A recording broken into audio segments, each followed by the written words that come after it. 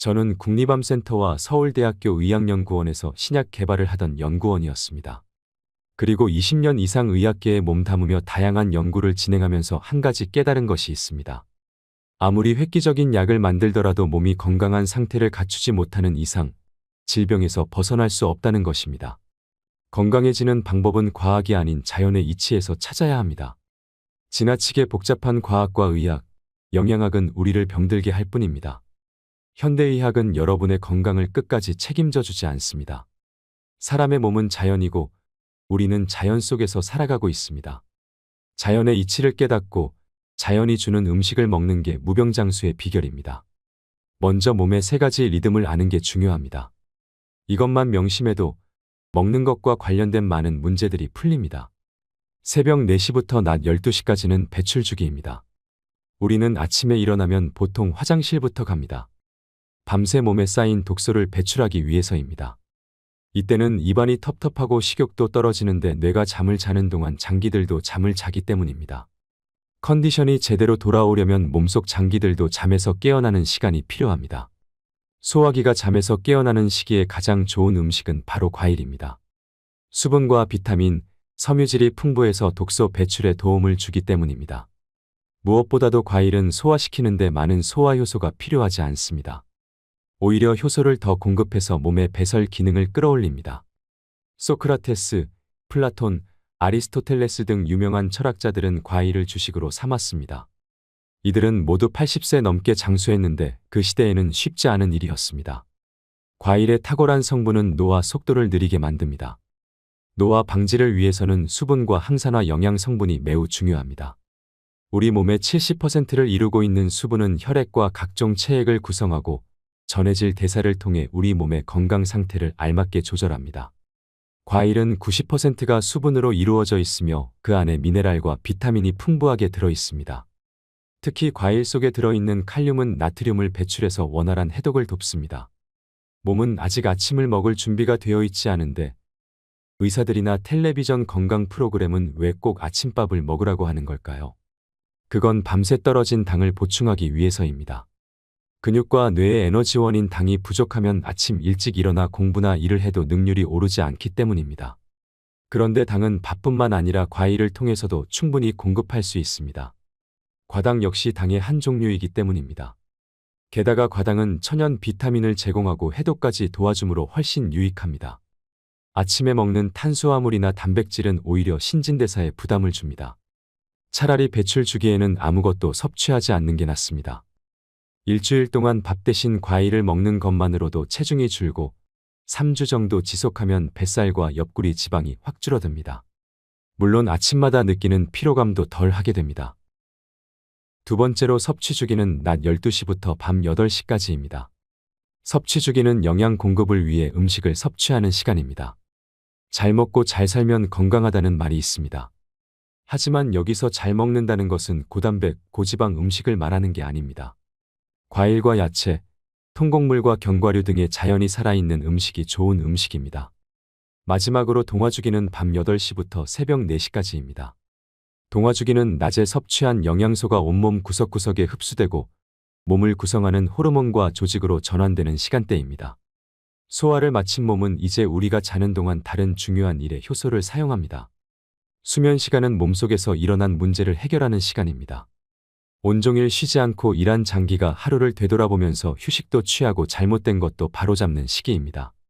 그러니 동화주기에 음식을 섭취하면 오장육부는 야근을 할 수밖에 없습니다. 그렇게 하기 싫어하는 야근을 가장 소중한 내 몸에게 시키는 꼴입니다. 밤에는 뇌뿐만 아니라 오장육부도 쉬어야 다음날 제대로 된 컨디션으로 움직일 수 있습니다. 암세포는 이렇게 휴식이 필요할 때 제대로 쉬지 못해 만들어지는 것으로 알려져 있습니다. 이 밖에도 밤에 먹지 않아야 할 이유는 여러 가지가 있습니다. 그 대표적인 이유 중 한 가지가 멜라토닌입니다. 수면 중에 나오는 멜라토닌 호르몬은 5세까지 분비량이 매우 많다가 성장이 멈추는 사춘기에 75%로 감소합니다. 그리고 노화가 진행될수록 멜라토닌의 양도 줄어듭니다. 즉 멜라토닌이 적을수록 노화가 빨리 진행된다는 얘기입니다.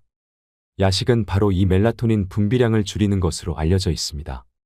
배출과 섭취, 동화주기에 맞는 식사를 하면 몸은 새롭게 만들어집니다. 오전 과일 식사와 자연식 밥상을 딱 일주일만 시도해보세요. 속이 편하고 피로감이 줄면서 2kg 이상 감량되는 다이어트 효과까지 누릴 수 있습니다.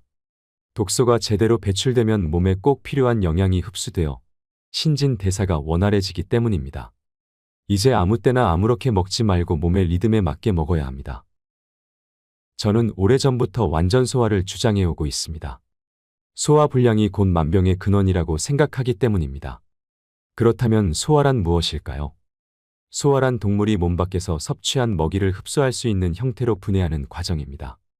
소화가 잘 되면 영양소가 온전히 흡수되어 뼈와 살을 만들고 에너지로 저장됩니다.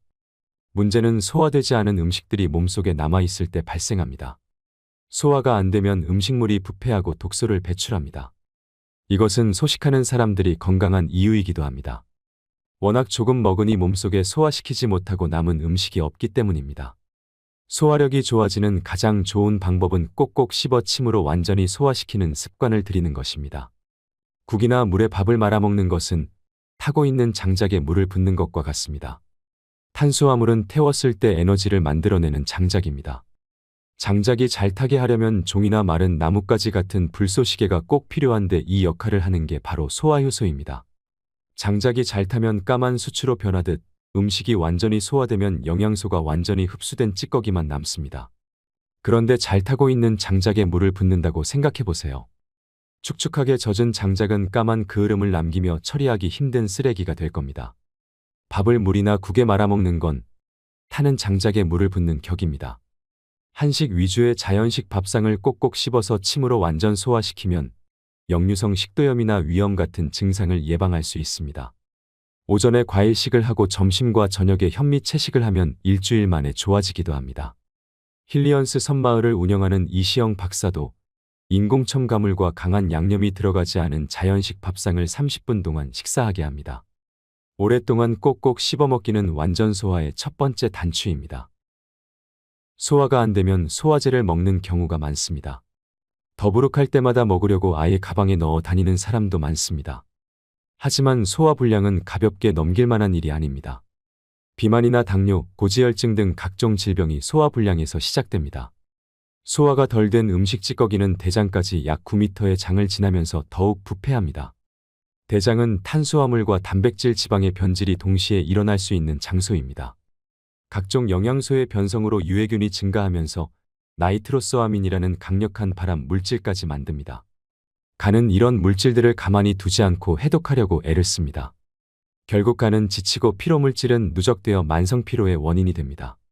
이 과정이 자주 반복되면 마침내 혈액이 탁해져 노폐물이 빠져나가는 림프에도 이상이 생깁니다. 이처럼 소화불량은 각종 만성질환이나 난치병의 근원이 될 수 있습니다. 반면 완전 소화가 이루어지면 영양이 잘 흡수되어 찌꺼기만 배설되는 바나나 모양의 변이 나옵니다. 바나나 모양의 변은 물보다 비중이 낮아서 심지어 물에 뜨기도 합니다. 바나나 모양의 변은 완전 소화의 증거입니다. 채식 위주의 간단한 식사를 했을 때와 고기를 먹고 난 다음 날의 변 상태가 다른 건 바로 이런 까닭입니다. 국과 찌개는 우리나라의 전통적인 식문화입니다. 오랫동안 이어진 식습관을 단번에 바꾸기란 쉽지 않습니다. 다만 완전 소화의 원리를 생각한다면 국이나 찌개에 밥을 말아 먹거나 동시에 먹지 않는 게 좋습니다. 이제부터라도 물에 젖은 장자기론을 생각하면서 물 따로 밥 따로 완전 소화 식사법을 실천해 보시기 바랍니다. 식사 전에 싱싱하고 달콤한 과일을 먹으면 얻게 되는 효과가 아주 많습니다. 과일의 달콤함과 청결함이 입안에 남아 탄수화물에 대한 욕구가 줄어들고 포만감이 높아져 식사량도 절반으로 줄어듭니다. 기존에 먹던 양념 많은 음식이 짜게 느껴지고 조미료에 대한 민감성도 살아납니다. 즉 살아있는 음식과 죽은 음식을 구분할 수 있게 되는 것입니다. 게다가 과일은 30분 안에 다 소화되는 단순 음식입니다. 단순 음식은 우리 몸을 날씬하고 가볍게 만들어줍니다. 비만이나 당뇨병 환자들은 과일이 당 수치를 올린다고 해서 꺼리는 경향이 있습니다. 그런데 잘 생각해보면 빵이나 과자, 백미, 심지어 현미보다도 과일의 당 지수는 훨씬 낮습니다. 자연에서 온 과당의 당 지수는 대부분 50 이하입니다. 정말 달콤한 포도도 쌀밥보다 낮은 50입니다. 과일은 달아도 섬유질과 여러 비타민, 미네랄의 영양소가 함께 있는 완전한 식품입니다.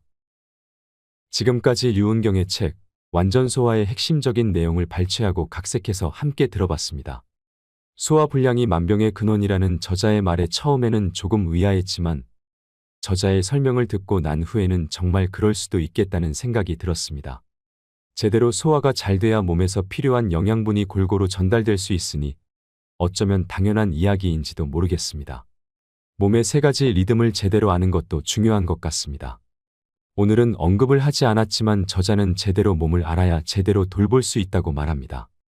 몸의 리듬을 제대로 알고 나니 왜 아침을 먹으면 소화가 제대로 되지 않고 답답했는지 이해하게 됐습니다.